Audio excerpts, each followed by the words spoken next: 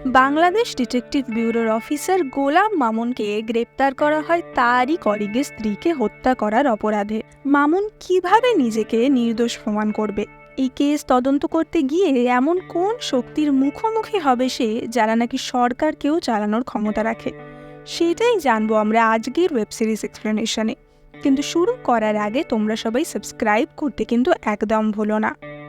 সিরিজের শুরুতেই আমরা একটি ঘরের দৃশ্য দেখতে পাই, যেখানে সমস্ত জিনিসপত্র ছড়ানো ছেটানো অবস্থায় ছিল।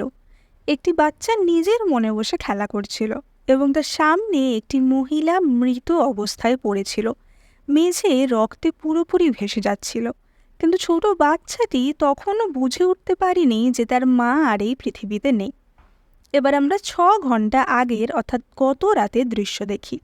এখানে আমরা আমাদের প্রধান চরিত্র ডিটেকটিভ ডিপার্টমেন্টের অফিসার গোলাম মামুনকে দেখতে পাই। হঠাৎ তার ফোনে একটি আননোন নাম্বার থেকে মেসেজ আসে, বি কেয়ারফুল। মামুন সেই মেসেজ ইগনোর করে এবং তিলজলা রোডের একটি অ্যাপার্টমেন্ট বিল্ডিংয়ে প্রবেশ করে। সে একটি নির্দিষ্ট ফ্ল্যাটে যায়, যে ফ্ল্যাটের দরজা খোলাই ছিল, এবং মামুন সাকিব নামের এক ব্যক্তিকে খুঁজছিল। কিন্তু তখনই হঠাৎ 2-3 জন লোক তার ওপর হামলা করে। মামুন খুবই দক্ষতার সাথে তাদের কাবু করে এবং একজনের গলা টিপে ধরে এবং তাকে জিজ্ঞাসা করে তারা কারা। কিন্তু তখনই পিছন থেকে একজন এসে মামুনের গলায় ইঞ্জেকশন ফুটিয়ে দেয় এবং তাকে অজ্ঞান করে দেয়। এবার আমরা পরদিন সকালের দৃশ্য দেখি এবং দেখতে পাই যে যেখানে মহিলাটি মার্ডার হয়েছিল সেই সিনে পুলিশ এবং ডিটেকটিভ ব্যুরোর অফিসাররা চলে এসছে। এখানে আমরা ডিটেকটিভ ব্যুরোর অফিসার রবিনকে দেখতে পাই। রবিন এই কেসের ইনভেস্টিগেশনের দায়িত্বে ছিলেন। গত রাতের এই ফ্ল্যাটের কোনো সিসিটিভি ফুটেজ পাওয়া যায়নি। এবার আমরা জানতে পারি যে যে মহিলাটি মারা গেছেন তার নাম হলো তানিয়া।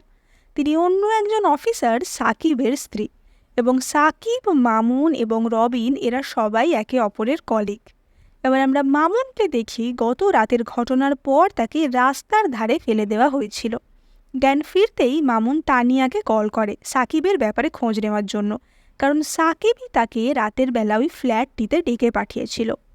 কিন্তু আমরা আগেই দেখেছি যে তানিয়া কিন্তু মার্ডার হয়ে গেছে। ফলে রবিন তানিয়ার ফোনটি রিসিভ করে এবং মামুনকে তাড়াতাড়ি তানিয়াদের ফ্ল্যাটে চলে আসতে বলে। রবিন ফ্ল্যাটের লোকজনদের জিজ্ঞাসাবাদ করে এবং জানতে পারে তানিয়ার ফ্ল্যাটে নাকি প্রায়ই মামুন আসতো এবং তানিয়ার কাছে নাকি বহু পুরুষ বন্ধুরা আসতো ইত্যাদি। আবার অনেকে বলেন যে না, এরকম কোনো ব্যাপার নেই, তারা কেবলমাত্রই বন্ধু। এবার মামুন তানিয়াদের ফ্ল্যাটে আসে এবং তখনই তার ফোনে আবার সেই আননোন নাম্বার থেকে মেসেজ আসে, রান অর্থাৎ পালাও। কিন্তু মামুন সেটাও ইগনোর করে। সে যখন জানতে পারে তানিয়া মার্ডার হয়েছে সে খুবই শকড হয়ে যায়। এবার রবিন এই কেসে মামুনকেই সন্দেহ করে। একদিকে তানিয়ার মার্ডার, অন্যদিকে আবার সাকিবও নিখোঁজ। এদিকে মামুন বলে গত রাতে অফিসে সাকিব মামুনকে বলেছিল সে কোনো একটি আর্জেন্ট ব্যাপারে তার সাথে কথা বলতে চায়। সে এমন একটা ইনফরমেশন পেয়েছে যাতে সরকার অবধি নড়ে যেতে পারে এবং তার সাথে মামুনের দুলা ভাইয়ের কেসের কোনো একটা সম্পর্ক আছে। রাত 9:30 নাগাদ মামুনকে একটি অচেনা নাম্বার থেকে কেউ ফোন করে এবং তিলজলার ওই ফ্ল্যাটটিতে আসতে বলে। তাকে বলা হয় যে সাকিব সেখানে এসছে এবং সাকিবই তাকে ডেকে পাঠিয়েছে। কিন্তু সাকিবের ফোনে ফোন করে মামুন সেটা সুইচ অফ পায়। তাই জন্য মামুন সেই ফ্ল্যাটে গিয়ে হাজির হয় এবং তারপর সেখানে কি হয়েছিল সেটা তো আমরা আগেই দেখেছি। কিন্তু মামুনের এইসব কথা রবিন বিশ্বাস করে না এবং মামুনকেই এই মার্ডারের জন্য দায়ী করে। সে বলে মামুনের সাথে তানিয়ার কোনো অ্যাফেয়ার ছিল। সেটা জানতে পেরে সাকিব তানিয়াকে রাগের মাথায় হত্যা করে এবং তাই জন্যই মামুন সাকিবকে গুম করে দিয়েছে। অন্যদিকে আমরা ইন্সপেক্টর রাহিকে দেখতে পাই। তিলজলার ফ্ল্যাটের ছাদ থেকে একজনের মৃতদেহ পাওয়া যায় এবং এ হলো সেই ব্যক্তি যে মামুনকে অ্যাটাক করেছিল। এবার ফ্ল্যাটের একজন সাক্ষী দেয় যে মামুনকে গত রাতে সেই বিল্ডিংয়ে ঢুকতে দেখেছে এবং মৃতদেহের গলার যে দাগ ছিল তার সাথে মামুনের ফিঙ্গারপ্রিন্ট মিলে যায়। ফলে সন্দেহের সব তীর মামুনের ওপর গিয়ে পড়ে। মামুন বলে সে নিজেকে বাঁচানোর জন্য গলা টিপে ধরেছিল, কিন্তু সে তাকে মারেনি। আর কেনই বা মারবে, সে তো তাকে চেনেও না। রবিন বলে যে যে লোকটি মারা গেছে তার নাম নাসির। সে একজন গোল্ড স্মাগলার ছিল। মামুন তার সাথে হয়তো কোনোভাবে যুক্ত ছিল এবং তাদের মধ্যে ঝামেলা হওয়াতেই মামুন তাকে মেরে ফেলেছে। এবং আজ সকালেই মামুনের অ্যাকাউন্টে 50 লাখ টাকা ঢুকেছে। এবার মামুনের কাছে ডিফেন্ড করার মতো কোনো যুক্তিই ছিল না, এমনকি টাকা ঢোকার ব্যাপারেও সে কিছুই জানতো না। তাই তাকে অ্যারেস্ট করা হয়। তার ফোন, ওয়ালেট সব কিছু জমা দেওয়ার সময় সে দেখে যে তার আইডি কার্ডটি মিসিং। অন্যদিকে আমরা তিলজলা এলাকারই একটি পরিত্যক্ত গ্যারেজের সিন দেখতে পাই, যেখান থেকে সাকিবের মৃতদেহ উদ্ধার করা হয়। তার কপালে ছিল গুলির দাগ এবং হাতে ধরা ছিল মামুনেরই আইডি কার্ড। এবার আমরা 10 বছর আগে 2010-এর একটি ঘটনা দেখি এবং জানতে পারি মামুনের দুলা ভাই আতিকের সাথে কি হয়েছিল। আতিকও পুলিশ ফোর্সেই ছিল এবং এই সময় মামুন তার ট্রেনিং পিরিয়ডে ছিল। একদিন মামুন তার আপুকে কল করে এবং জানতে পারে যে তার দুলা ভাই বদলে গেছে। সে সব সময় চিন্তায় থাকে, তার সাথে ভালো করে কথা বলে না, খালি ঝগড়া করে।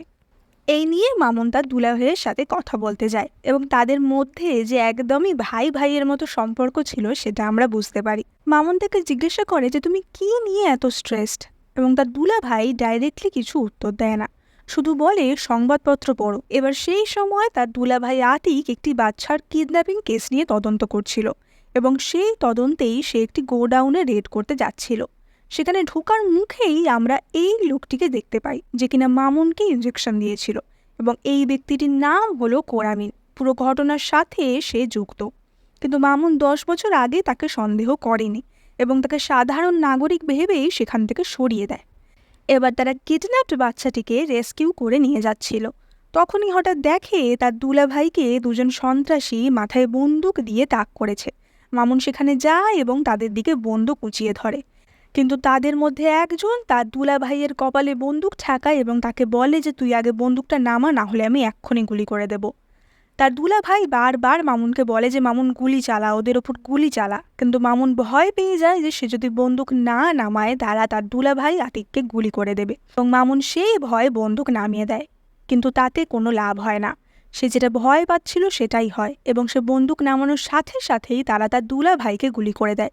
মামুন সঙ্গে সঙ্গেই তার বন্দুক উঠিয়ে তাদের দুজনকেই গুলি করে দেয়, কিন্তু তাতে তো তার দুলা ভাইয়ের প্রাণ ফিরে আসবে না। এবং মামুন এখনও এই গ্লানিবোধে ভোগে যে তার একটা ভুলের জন্যই তার দুলা ভাই আতিক মারা গেছিল। এবার আমরা বর্তমান সময় ফিরে আসি। এবার ডিটেকটিভ ডিপার্টমেন্টের চিফ বলেন যে মামুনের বিরুদ্ধে কেস করা হচ্ছে, তাকে 10 দিনের রিমান্ড দেওয়া হবে এবং তারপর আদালত যা সিদ্ধান্ত নেবে তাই। কিন্তু যতক্ষণ না প্রমাণিত হচ্ছে যে মামুনই দোষী, মিডিয়ার কাছে কিছু বলা হবে না। এই সময় ইন্সপেক্টর রাহি এবং ইন্সপেক্টর সাবির মামুনকে নিয়ে কোর্টের দিকে রওনা দেয়। এবার তখনই সাবিরের ফোনে মামুনের দিদি অর্থাৎ মামুনের আপির ফোন আসে এবং তিনি বলেন যে তিনি মামুনকে তার ফোনে পাচ্ছেন না, তার ফোন সুইচ অফ, তাই জন্যই তিনি সাবিরের ফোনে ফোন করেছেন। তিনি বলেন যে গত রাতে তাদের বাড়িতে চোর এসেছিল। চোর কিছুই নেয়নি, কিন্তু পুরো ঘর বাড়ি লণ্ডভণ্ড করে সব কিছু উলটপালট করে দিয়ে গেছে। এবার তখনই মামুন দেখে যে গাড়ির পিছন দিকে কোরামিন তাদের গাড়িকে ফলো করছে। সে সঙ্গে সঙ্গে রাহিকে বলে, কিন্তু রাহি নেমে কাউকে আর দেখতে পায় না। এবার মামুনকে কোর্টে নিয়ে যাওয়া হয়। মামুন হঠাৎ ওপর থেকে দেখে কোরামিন এবং রবিন কিছু কথা বলছে। মামুনের সন্দেহ হয় যে এই ঘটনার সাথে তাহলে কি রবিন কোনোভাবে যুক্ত, এবং সে তখনই সিদ্ধান্ত নেয় যে এখান থেকে পালাতে হবে। সে হঠাৎই শ্বাসকষ্ট হওয়ার অভিনয় করে এবং ইনহেলার আনার জন্য অন্য অফিসারদের সরিয়ে দেয়। মামুন রাহিকে চোখ হোল্ড দিয়ে অজ্ঞান করে দেয় এবং ওখান থেকে পালায়, কিন্তু সে বেরোনোর সময় কোরামিন সেখানে আসে এবং গুলি চালাতে শুরু করে এবং এই সব হইহট্টগুলের মাঝেই মামুন সেখান থেকে পালায়। অফিসারদের এই অসাবধানতার জন্য তাদের চিফ তাদের খুবই বকা দেয় এবং বলে মামুনকে যেমন করে হোক ধরে আনতে হবে এবং রবিনকে সেই টিমের রেসপন্সিবিলিটি দিয়ে যায়। এখানে আমরা জানতে পারি রাহির কেরিয়ারের প্রথম দিকে একইভাবে তার হাত থেকে একজন অপরাধী ফসকে গিয়েছিল, তাই সে অত্যন্ত গ্লানিবোধে ভুগছিল। সে ঠিক করে সে একাই মামুনকে খুঁজে বার করবে। সে মামুনের আপার বাড়িতে সর্বপ্রথম হাজির হয় মামুন সেখানে গেছে কিনা খোঁজ নেওয়ার জন্য, কিন্তু সে জানতে পারে মামুন সেখানে নেই। রাহি মামুনের আপাকে বলে যে স্যার এলে ওনাকে বলবেন আমি ওনাকে বিলিভ করি, অর্থাৎ রাহি বিশ্বাস করতো যে মামুনকে ফ্রেম করা হচ্ছে। এবার মামুন আদালত থেকে পালিয়ে একটা ছোট্ট ফোন কেনে এবং সে প্রথমেই তার আপুকে ফোন করে এবং জিজ্ঞাসা করে চোর যে এসেছিল সে কিছু নিয়েছে কিনা, তার দুলা ভাইয়ের কোনো জিনিস নিয়েছে কিনা। কিন্তু তার আপা বলে যে কিছুই নেয়নি এবং তিনি খুবই চিন্তিত হয়ে পড়েন, কারণ চারিদিকে কি হচ্ছে তিনি কিছুই বুঝতে পারছিলেন না। কিন্তু মামুনের ফোন ততক্ষণে রবিন ট্র্যাক করে ফেলেছিল এবং তার লোকেশন করাইল বস্তির কাছে দেখাচ্ছিল। মামুন এবার ব্যাংকে কল করে এবং জানতে চায় যে তার ব্যাংকে 50 লাখ টাকা কে পাঠিয়েছে, তার ডিটেলস কি। কিন্তু ব্যাংকের ম্যানেজার চালাকি করে মামুনকে সেখানেই আসতে বলে, কারণ মামুন তো ততক্ষণে একজন ফেরারি আসামি হয়ে গেছিল। এবার মামুন সেখানেই যাচ্ছিল, কিন্তু রবিন ততক্ষণে তাকে ট্র্যাক করে ফেলে এবং তাকে ধরার জন্য টিম নিয়ে সেখানে চলে আসে। তবে মামুন তাদের চোখে ধুলো দিয়ে পালাতে সক্ষম হয়। এবার মামুন তার পরিচিত একজন জুনিয়র পুলিশ মিলন, যে কিনা ট্যুরিস্ট ডিপার্টমেন্টে ছিল, তার সাথে দেখা করে। মিলন জানতো না যে মামুন এখন ফেরার। মামুন তাকে বলে যে দুলা ভাইয়ের মারা যাওয়ার সময় যে কিডন্যাপিং কেসটা নিয়ে তদন্ত করা হচ্ছিল সেটার ফাইলটা লাগবে, কিন্তু সেটা থানা থেকে না নিয়ে এসে সেটা আদালত থেকে নিয়ে আসো। এবং মিলন তাতে রাজি হয়ে যায়। মিলন তাকে কোনো রকম সন্দেহ না করেই আদালতে ফাইলটা আনতে যায়। সেখানে গিয়ে সে জানতে পারে 2 দিন আগে সাকিব সেই ফাইল আনতে এসেছিল এবং গতকাল মামুন কি ঘটনা করে সেখান থেকে পালিয়েছে সেটাও সে জানতে পারে। তবু সে মামুনের জন্য ফাইলটা নিয়ে আসে। মামুন তাকে গাড়ি করে একটি পরিত্যক্ত গোডাউনে নিয়ে আসে। মিলনের মনে মামুনকে নিয়ে তখন অনেক প্রশ্ন ঘুরপাক খাচ্ছিল। মামুন তাকে মনে করায় যে যেদিন দুলাভাই মারা গেছিল সেদিন মামুন বন্দুক নামিয়ে দিয়েছিল। তোমার সামনের জন যদি বন্দুক নামিয়ে দেয় তাহলে সর্বপ্রথম গুলি করার কথা কাকে? যে বন্দুক নামিয়ে দিল তাকে। কিন্তু সন্ত্রাসবাদীরা কিন্তু গুলি করেছিল মামুনের দুলাভাইকে, অর্থাৎ তারা তাকেই মারতে এসেছিল। কিডন্যাপিং কেসটা পুরোটাই সাজানো ছিল, এটা কোনো বড় কনস্পিরেসির কাজ। কিন্তু তখনই সেখানে রাহি হাজির হয় এবং তার হাতের বন্দুক মামুনের দিকে তাক করা ছিল। নেক্সট এপিসোডের শুরুতে আমরা দেখতে পাই কোরামিন একটি গুপ্ত জায়গায় একটি লোকের সাথে দেখা করতে আসে। এই লোককে দিয়েই তারা তানিয়াকে মার্ডার করিয়েছিল, তাই তাকে এখানে লুকিয়ে রাখা হয়েছে। কোনো একটি পার্টিকুলার ভিডিওর জন্য বা কোনো একটি এভিডেন্সের জন্য তানিয়াকে মার্ডার করা হয়েছে, কিন্তু সেই ভিডিওটি তানিয়ার কাছ থেকে পাওয়া যায়নি। কিন্তু সেই ভিডিওতে এমন কী আছে যার জন্য এত বড় ষড়যন্ত্র? অন্যদিকে মামুন রাহিকে বোঝানোর চেষ্টা করে কেউ তাকে ফ্রেম করার জন্য এইসব করছে। ডিপার্টমেন্টের অফিসের রবিন হয়তো এইসব ব্যাপারের সাথে জড়িত এবং এই ঘটনার সাথে মামুনের দুলা ভাইয়ের মার্ডার কেসেরও সম্পর্ক রয়েছে। মামুন বলে, রাহি তুমি আমাকে 2 দিন সময় দাও নিজেকে নির্দোষ প্রমাণ করার জন্য, তারপর আমি নিজে থেকে এসে সারেন্ডার করব। এবার তারা তার দুলাভাইয়ের মৃত্যুর আগের শেষ কেস অর্থাৎ সেই কিডন্যাপিং কেসের ফাইলটি দেখতে থাকে। চাকু জয়নাল নামে একজনের কথার উল্লেখ ছিল যে পুলিশের ইনফরমার ছিল এবং সেই দুলাভাইকে কিডন্যাপের ইনফরমেশন দিয়ে সাহায্য করেছিল। রাহি বলে যে চাকু জয়নাল প্রায় 6-7 বছর ধরে ফেরার এবং সে পুলিশের খাতার একজন অন্যতম ক্রিমিনাল। মামুনের দুলাভাই তার রিপোর্টে কিন্তু কোরামিনের নামও উল্লেখ করেছিল। এবার রাহি বলে যে সে মামুনকে সাহায্য করবে এবং তারা ঠিক করে প্রথমেই ব্যাংকের ডিটেলস জানতে হবে যে কে মামুনের অ্যাকাউন্টে টাকা পাঠিয়েছে। রাহি ব্যাংকে যায় এবং সেই খোঁজ নেয় এবং জানা যায় যে পানামা আইল্যান্ড থেকে হেনরিক বলে একজন টাকা পাঠিয়েছে, কিন্তু তাকে মামুন চেনে না। এবার নেক্সট স্টেপ হলো জয়নাল আবেদিন অর্থাৎ কিডন্যাপ যে বাচ্চা মেয়েটি হয়েছিল তার বাবাকে খোঁজে বের করা, কিন্তু ফাইলে দেওয়া ঠিকানায় তাকে পাওয়া যায় না। কিন্তু সেখান থেকে তার মেয়ের খোঁজ পাওয়া যায় যে এখন অনেক বড় হয়ে গেছে এবং ইউনিভার্সিটিতে পড়ে। এবার তারা নাবিলা অর্থাৎ জয়নালের মেয়ের সাথে কথা বলতে চায়।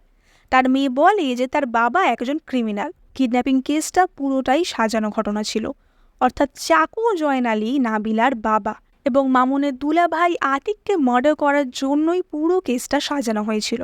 এই সময় নাবিলা বলে যে তাদের পরিবারের কারোর সাথে তার বাবার কোনো সম্পর্ক নেই, তার বাবা বেশিরভাগ সময় দেশেও থাকে না, কিন্তু দেশে ফিরলে আটি বাজারে শাপলা জুয়েলার্স নামে একটি দোকানে থাকে।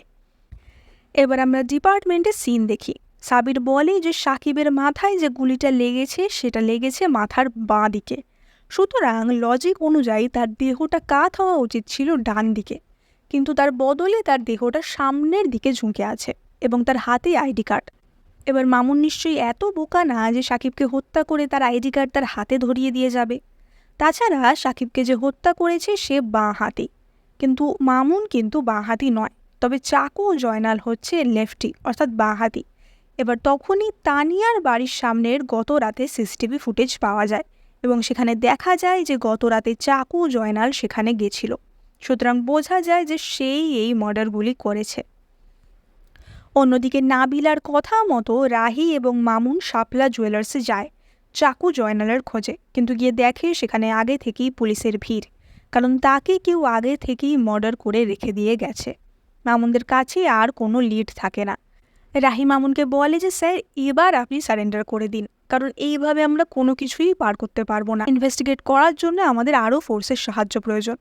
এবার মামুন শেষবারের মতো তার আপির বাড়িতে যেতে চায় এবং সেখানে গিয়ে তার আপিকে জিজ্ঞাসা করে যে তার দুলাভাই মারা যাওয়ার আগের দিন কি কি ঘটনা হয়েছিল। এবং তার আপি বলে যে দুলাভাই মারা যাওয়ার আগের দিনগুলোতে সে খুবই স্ট্রেসড থাকতো এবং সব সময় তার সাথে ঝগড়া করত। সে মারা যাওয়ার ঠিক আগের দিনই কোনো একটি কাজে সে মন্ত্রণালয়ে গেছিল এবং পরের দিনই সে মারা যায়। তখনই হঠাৎ মামুনের বোনঝি তাদেরকে ডেকে নিয়ে যায় এবং দেখায় টিভিতে মামুনের ফেরার হওয়ার খবর দেখাচ্ছে। মামুন তার আপির বাড়ি থেকে বেরিয়ে যায় এবং রাহিকে চকমা দিয়ে একাই সেখান থেকে চলে যায়। অন্যদিকে রবিন চা দোকানের সামনের সিসিটিভি ফুটেজ দেখতে পায় যেখানে মামুন মিলনের সাথে যোগাযোগ করেছিল। এবার সেইটা দেখে সে মিলনের কথা জানতে পারে এবং মিলনকে ডেকে জিজ্ঞাসাবাদ করে। মিলন বলে যে আমি তো জানতামই না যে মামুন স্যার ফেরার, তাই জন্য উনি যা বলেছেন আমি ওনাকে সেই সাহায্যটাই করেছি। তো তার বেশি মিলন রবিনকে কিছু বলে না এবং তাকে সন্দেহ করার মতো আর কিছু ছিলও না, তাই মিলন সেখান থেকে ছাড়া পেয়ে যায়। এবার মিলন ওখান থেকে বেরিয়ে চায়ের দোকানে যায় চা খেতে, কিন্তু তখনই অচেনা কেউ তাকে একটি খামে একটি ফটো দিয়ে যায়। সেই ফটোর পিছনে লেখা ছিল GM 22 জুলাই 2010, GM অর্থে গোলাম মামুন। এবার মামুন ফেরার হওয়ার খবর নিউজে দেখানোই ডিটেকটিভ ব্যুরোর চিফ প্রচণ্ড রাগারাগি করেন, কারণ ডিপার্টমেন্ট থেকে এই খবর বাইরে বেরোনোর কথা ছিল না। তার মানে তাদের ডিপার্টমেন্টে এমন কেউ আছে যে এই খবর লিক করেছে। চিফ রবিনকে বলেন যে করে হোক মামুনকে ধরতে হবে। এই সময় আমরা দেখি ডিপার্টমেন্টের কর্কবোর্ডে মঞ্জুরুল করিমের ফটো, যার ফটো আমরা মিলনকে দেওয়া ফটোতে দেখেছিলাম। মঞ্জুরুল করিম ব্লু স্টার গ্রুপের চেয়ারম্যান, কিন্তু এই কেসের সাথে তার কি সম্পর্ক? তানিয়া অর্থাৎ যে মার্ডার হয়েছে সাকিবের স্ত্রী, তানিয়া একজন জার্নালিস্ট ছিল এবং সে বাংলাদেশে নারী উদ্যোক্তাদের নিয়ে একটি স্টোরি করছিল। তার শেষ ইন্টারভিউ হওয়ার কথা ছিল এই মঞ্জুরুল করিমের সাথে, কিন্তু তার আগের দিনেই সে মার্ডার হয়ে যায়। এবার আমরা দেখি যে ডিটেকটিভ ব্যুরো থেকে মিলনের পিছনে লোক লাগিয়ে দেওয়া হয়েছে যাতে সে কোনোভাবে মামুনকে সাহায্য করতে না পারে, কিন্তু মিলন বুদ্ধি করে সেই লোকের চোখে ধুলো দিতে সক্ষম হয় এবং মামুনের কাছে গিয়ে সেই ফটোটি দেয়। মামুন ততক্ষণে তার গাড়ির ভোল বদলে ফেলেছিল এবং নিজের চুলও কেটে ফেলেছিল। ফটোটা দেখে মামুন কেবলমাত্র ওখান থেকে মঞ্জুরুল করিমকেই চিনতে পারে, কারণ সে একজন বিশাল বড় বিজনেস টাইকুন, কিন্তু আর কাউকে চিনতে পারে না। তবে এই ক্লুগুলো তাকে কে পাঠাচ্ছে? সে কি তার শুভাকাঙ্ক্ষী নাকি তাকে সে আরও ফাঁসাতে চায়? এবার মামুন ফটোর পিছনে লেখা ডেটটা দেখে এবং তার মনে পড়ে যায় তার দুলাভাই শেষ দিন তাকে কী বলেছিল। তার দুলাভাই বলেছিল সংবাদপত্র পড়ো, দৈনিক মুক্তবান পড়ো। এবার মামুন এবং মিলন পাবলিক লাইব্রেরিতে যায় পুরনো নিউজ পেপার চেক করতে। তারা 22 জুলাই 2010 খবর চেক করতে থাকে এবং সেখানে তারা দেখতে পায় প্রতিমন্ত্রীর ছেলের আত্মহত্যার খবর। এই ছবিতে মঞ্জুরুল করিমের পাশে যে ছেলেটি ছিল সেই হচ্ছে সেই মন্ত্রীর ছেলে, কিন্তু তার সাথে দুলাভাইয়ের কেসের কি সম্পর্ক? আত্মহত্যার খবরের পরের পাতাতেই দেখা যায় যে ছেলের দাফন শেষে প্রতিমন্ত্রী সিঙ্গাপুর চলে যান, যেটা একটু অদ্ভুত। তার কারণ একজন পিতা কি করে তার সন্তান মারা যাওয়ার পরের দিনই কোথাও বাইরের দেশে চলে যেতে পারেন? কিছুদিন পরের খবরে আবার দেখা যায় যে অপমৃত্যুর জন্য একটি কেস ফাইল করা হয়েছে এবং সেই কেসের ইনভেস্টিগেটিং অফিসার ছিল দুলাভাই আতিক। এবার মামুন বলে যে তার দুলাভাই মারা গেছে 18 সেপ্টেম্বর 2010, তাহলে তার আশপাশের নিউজগুলো চেক করতে হবে এবং তার আশেপাশের নিউজ চেক করে জানা যায় যে 17 সেপ্টেম্বর প্রতিমন্ত্রী রহমান সিঙ্গাপুর থেকে ফেরত এসেছিলেন। সেই দিনই তার দুলাভাই সংসদ ভবনে গেছিল এবং তার পরের দিনই সে মারা যায়। তার মানে এই কেসের সাথে তার মারা যাওয়ার নিঃসন্দেহে কোনো না কোনো সম্পর্ক আছে। অন্যদিকে রাস্তার সিসিটিভি ফুটেজে রবিন মিলনকে দেখতে পেয়ে যায় এবং ফোর্স নিয়ে লাইব্রেরিতে চলে আসে। মামুন মিলনের মাথায় বন্দুক ধরে বাকিদের ডিস্ট্র্যাক্ট করে এবং সেখান থেকে পালায়। লাইব্রেরির বাইরেই ততক্ষণে রাহি বাইক নিয়ে চলে এসেছিল এবং সে মামুনকে পালাতে সাহায্য করে। তারা বুঝতে পারে যে এই ছবি থেকেই এই সমস্যার সমাধান হবে। প্রতিমন্ত্রীর ছেলে কেন আত্মহত্যা করেছিল এইটা তদন্ত করতে গিয়েই দুলাভাই মারা যায়, অর্থাৎ সে জেনে গেছিল কারণটা কি এবং সাকিব এবং তানিয়াও হয়তো এমন কিছু একটা জেনে গেছিল যার জন্য তাদেরকে সরিয়ে দেওয়ার প্রয়োজন হয়েছিল। এই সময় রাহি বলে যে কোনো একটা ভিডিও এভিডেন্স আছে, কিন্তু প্রশ্ন হলো সেই এভিডেন্সটা কি করে দুলাভাই বা সাকিব তানিয়ার কাছে গেল। এবং সেই এভিডেন্সে এমন কী আছে যার জন্য এতগুলো মানুষের প্রাণ চলে যাচ্ছে।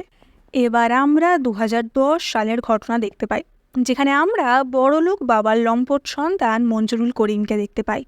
এখানে আমরা জুনায়েদ অর্থাৎ প্রতিমন্ত্রীর ছেলে এবং তার গার্লফ্রেন্ড সোফিয়াকেও দেখতে পাই।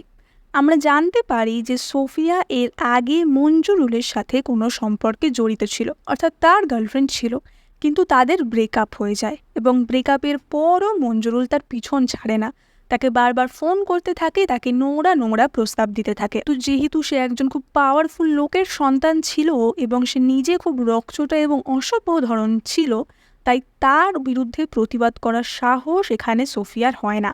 এবার মামুন এবং রাহি কীভাবে কেস নিয়ে এগোবে সেটাই ভাবছিল।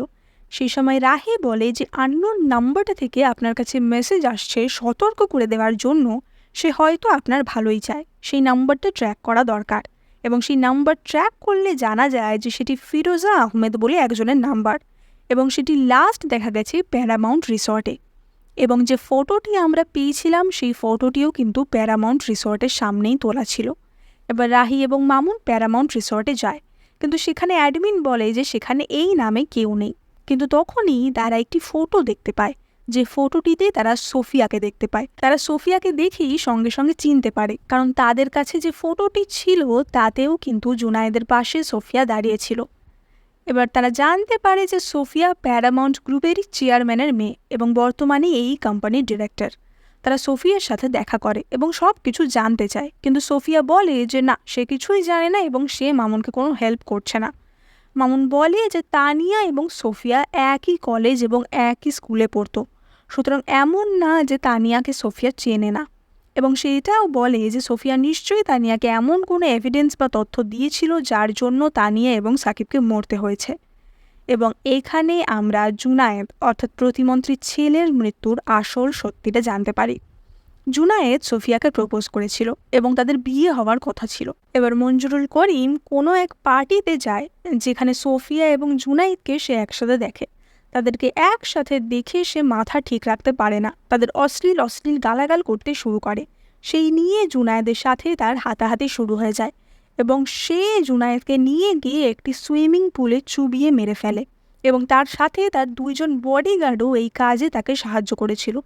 এই সময় সোফিয়া পুরো ব্যাপারটা দেখে, কিন্তু সে কিছু করতে পারে না। সেই ঘটনাটার একটা ভিডিও বানিয়ে নেয়। পুরো ব্যাপারটাই ধামাচাপা দেওয়া হয় এবং মঞ্জুরুল করিম বেঁচে যায়। এরপরই সোফিয়ার বাবা তাকে লন্ডনে পাঠিয়ে দেয় এবং সে 10 বছর পর দেশে ফেরে। এই সময় তানিয়া নারী উদ্যোক্তাদের নিয়ে কিছু ইন্টারভিউ করছিল, যেটা আমরা আগেই জেনেছিলাম, এবং সেই সূত্রেই সে সোফিয়ার ইন্টারভিউ নিতে আসে। সোফিয়া তানিয়াকে সব কথা না বললেও কিছু কথা বলেছিল। তানিয়া নিজেই আরও ডিপলি ইনভেস্টিগেট করতে গিয়ে পুরোটা জানতে পারে। এবার মামুন তাকে জিজ্ঞাসা করে যে তাহলে দুলাভাইকে কে মারল। সোফিয়া আর কিছু বলতে চায় না। সে বলে যে আমি এত কিছু আপনাকে বলেছি কারণ আপনি একজন ডেড ম্যান, ওরা আপনাকে বাঁচিয়ে রাখবে না। এবং এখানেই আমরা এই সিরিজের সবচেয়ে বড় টুইস্ট দেখতে পাই। রাহির ফোনে এই সময় কোরামিনের কল আসে, যেটা দেখে মামুন পুরোপুরি শক হয়ে যায়। রাহি হঠাৎ করে উঠে পড়ে এবং সোফিয়ার দিকে বন্দুক তাক করে এবং বলে যে ওই ভিডিওটা তাড়াতাড়ি দাও। আমরা রাহির আসল রূপ দেখতে পাই। সে বলে যে সে কখনোই মামুনকে সাহায্য করছিল না, সেই মামুনকে পালাতে সাহায্য করেছে। আদালত থেকেও না হলে মামুন পালাতে পারতো না, এবং তার আপুর বাড়ি থেকেও মামুনকে সে পালাতে সাহায্য করেছে। সে ইচ্ছা করেই তাকে পালাতে দিয়েছে যাতে রাহি সোফিয়া অবধি পৌঁছাতে পারে। সোফিয়া অবধি পৌঁছানোর জন্যই সে মামুনকে ব্যবহার করেছে। এই সময় সোফিয়া ভয় পেয়ে যায় এবং বলে তুমি কি হুকুমতের লোক?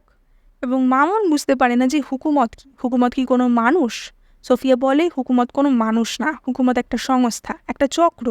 দেশের সমস্ত বড় বড় ঘটনা এরা চালায়, সমস্ত কিছুর কলকাঠি এরা নাড়ে, সরকার এদের কিচ্ছু করতে পারে না। মামুন রাহির বন্দুকটা ধাক্কা মেরে সরিয়ে দেয় এবং তাদের মধ্যে হাতাহাতি শুরু হয়ে যায়। রাহি আবারও বন্দুক তুলে নেয় এবং হাতাহাতিতে গুলি চলে যায়, যেটা রাহির পেটে লাগে।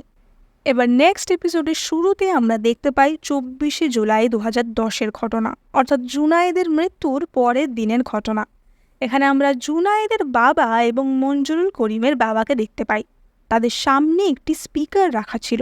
সেই স্পিকারটি থেকে পুরুষ কণ্ঠে জুনায়েদের বাবার প্রতি কিছু কথা ভেসে আসে। সে বলে যে আপনার ছেলের সাথে যেটা হয়েছে সেটা খুবই দুর্ভাগ্যজনক। কিন্তু সেই কথাটা আপনি ভুলে যান। আপনাকে 500 কোটি টাকা ক্ষতিপূরণ দেওয়া হচ্ছে। এটাকে ব্লাড মানি বলুন বা ক্ষতিপূরণ বলুন, যাই হোক না কেন।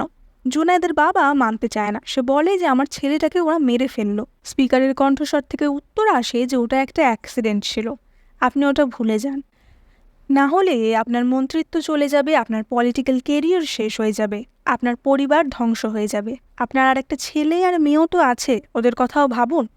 এবার এই ধমকে জুনায়েদের বাবা ভয় পেয়ে যায় এবং ব্যাপারটা মেনে নেয়। এবার এরপর আতিক অর্থাৎ মামুনের দুলা ভাই এই কেস নিয়ে তদন্ত করতে গিয়ে বুঝতে পারে এটা কোনো সুইসাইড কেস নয়, এটা একটা মার্ডার কেস।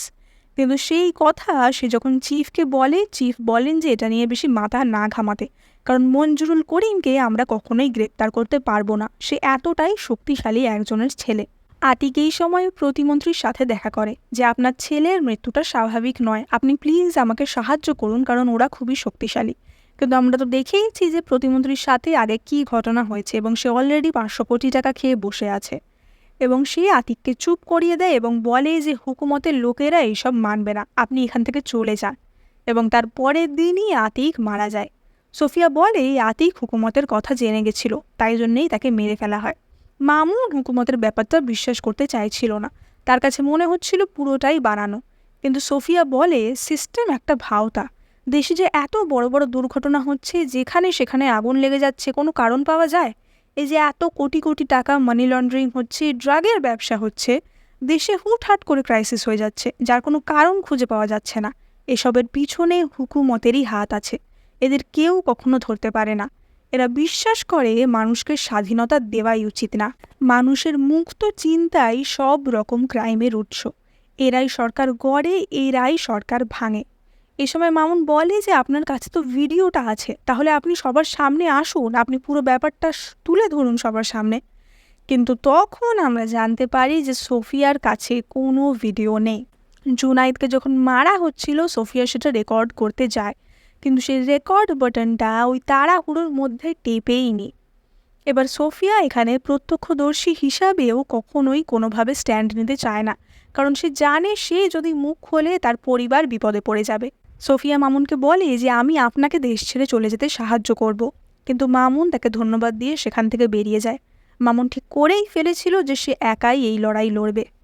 সে প্রথমেই এটিএম থেকে কিছু টাকা তোলে এবং এটিএমের ওপর একটা ফোন রেখে দেয়, কারণ সে জানতো এটিএম ট্রানজ্যাকশন ট্র্যাক করে হুকুমতের লোকেরা তাকে ঠিকই মারতে আসবে।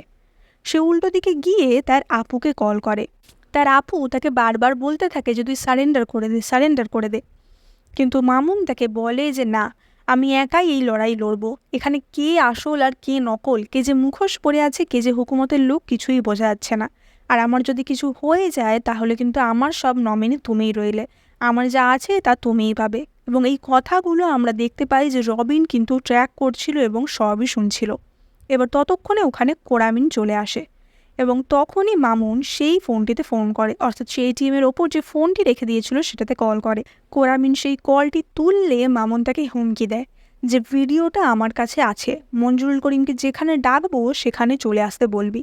কিন্তু কোরামিন তাতে ভয় পায় না, সে উল্টে মামুনকে হুমকি দেয় যে তুই আমাকে কি সময় দিবি, আমি তোকে 2 ঘন্টা সময় দিচ্ছি, তার মধ্যে যদি এই ভিডিও আমি না পাই তাহলে তোর আপু আর তোর বোনঝি খতম। মামুন এতে ভয় পেয়ে যায় এবং সে তার আপার বাড়ির দিকে দৌড় দেয়। সে তার আপুকে ফোন করে সতর্ক করার চেষ্টা করে, কিন্তু সে কল রিসিভ করছিল না। মামুন বুঝতে পারে যে বিপদ ঘনিয়ে এসছে।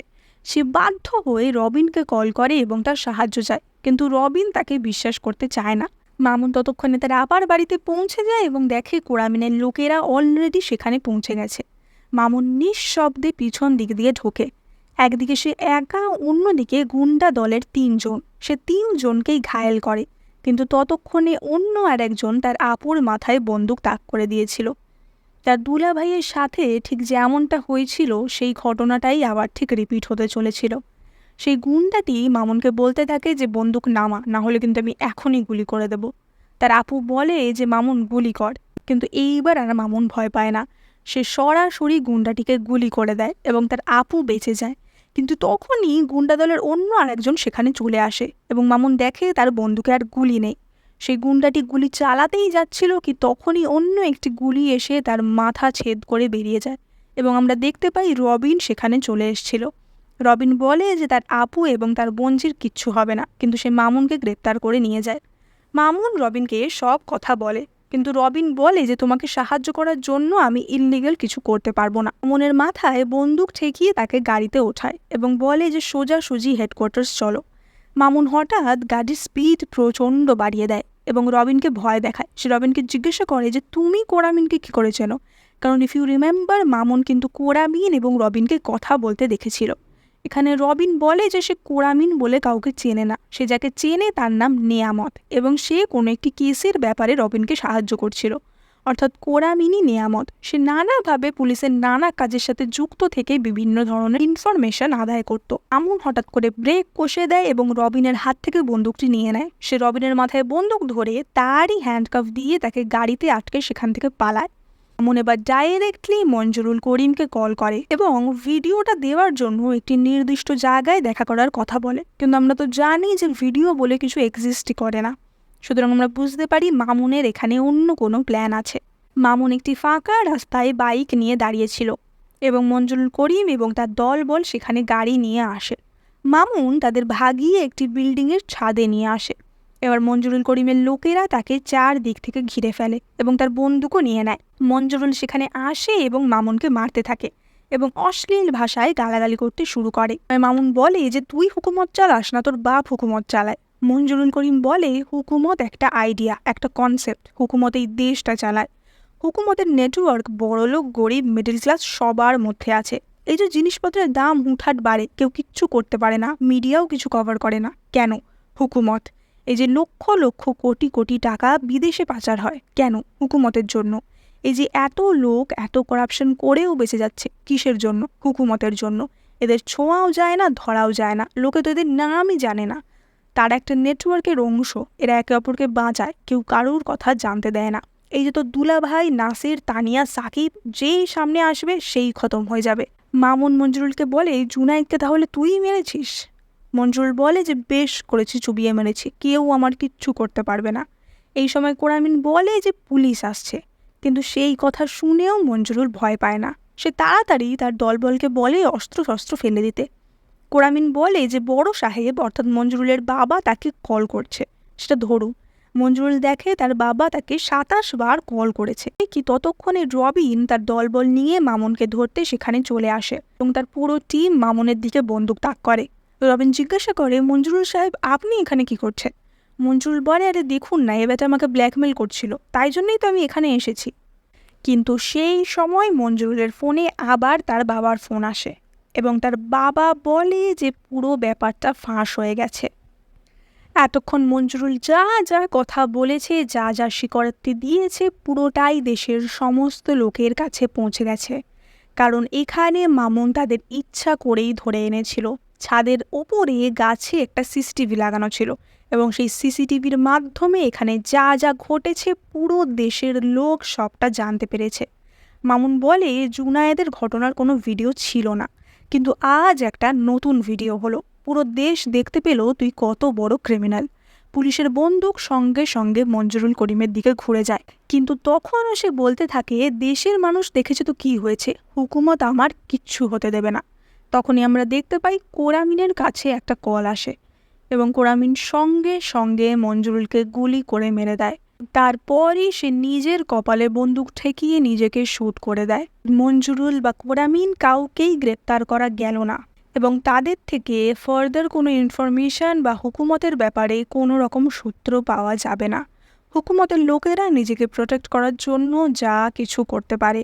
পরে আমরা নিউজ পেপারের কিছু ক্লিপিংস দেখতে পাই যেখানে থাকে যে মামুনকে গ্রেপ্তার করা হয়েছে, মঞ্জুরুল করিম বিদেশে পালিয়েছে।